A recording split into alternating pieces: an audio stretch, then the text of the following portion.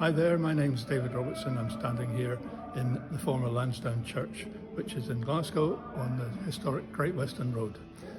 I'm up here on a gallery in the church. Below me is the Stand Comedy Club, which recently moved into the building, and my job as a director of the charity Fact 3 that owns this building is to make this upper area into a stained glass museum.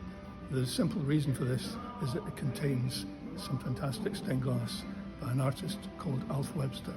We've got a few slides to show you which explain why he's so important in the history of stained glass and why this building has the potential to be a real visitor attraction for stained glass. Here we have a picture of Lansdowne Church with its exceptional, slender and very beautiful steeple. It's situated on Great Western Road in Glasgow, and in the north transept, which we've indicated, is a Webster window, and the south transept is his other window, which is under restoration. In 2015, we held a conference in the church, and this was a celebration of Alf Webster's work while we were trying to make the building into something that could sustain itself, and before we managed to get the funding to restore one of his windows. So who was Alf Webster, and what was the tradition of which he formed a part? If you go back to the 1860s, Daniel Cottier was really the originator of a movement in Glasgow, part of the wider movement in the country to reform design, and stained glass was a key aspect of this. His influence was next on Stephen Adam, for whom he was a mentor, and Stephen Adam in his turn was the mentor for Alf Webster.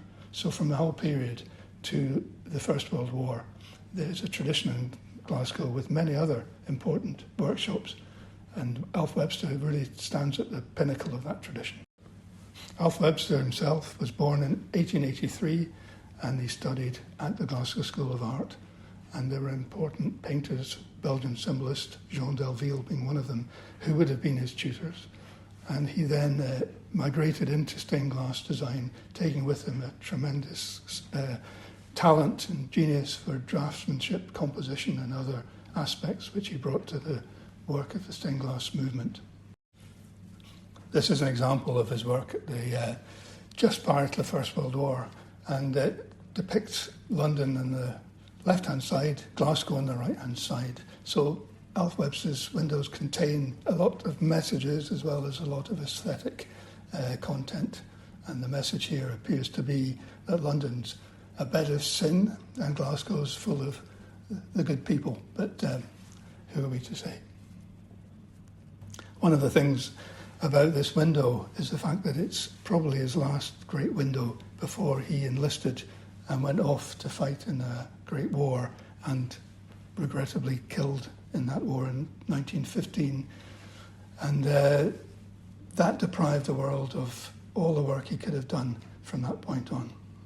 In terms of the museum named after him that we're seeking to establish, one of the key elements is to try and retain and help people to take up stained glass design, manufacture and restoration, because it's one of the skills in Scotland that's most at risk. This window is an example of a new window that was commissioned for the building from the stained glass artist Rab McInnes in 2024. Another aspect of stained glass that concerns people today is the number of churches that are being sold which contain sometimes very fine stained glass, and they're not really being monitored. There's no real team there to salvage stained glass that could otherwise be lost, and we want to be a place where stained glass could be brought to be stored and recorded and displayed in the museum. Stained glass isn't the only traditional skill that we're concerned with. We have a team under a skilled stonemason who's getting trained up to do stonemasonry, and this building has much stonework that could well do with being repointed, sometimes recarved, and certainly looked after. We hope to use our team in the future to do this. This is a picture of our traditional skills, a team that had just finished working on the narthex, which is like the vestibule of the church, and restoring it and bringing that area into life, given the new use of the building as a comedy club. This slide shows you just how strategic the location of the building is in terms of visitor attractions. There are many communities that will benefit from this project, both local, national, international visitors we hope will come to see the stained glass that Glasgow produced. And as you see along the River Kelvin, there's a series of very important large attractions.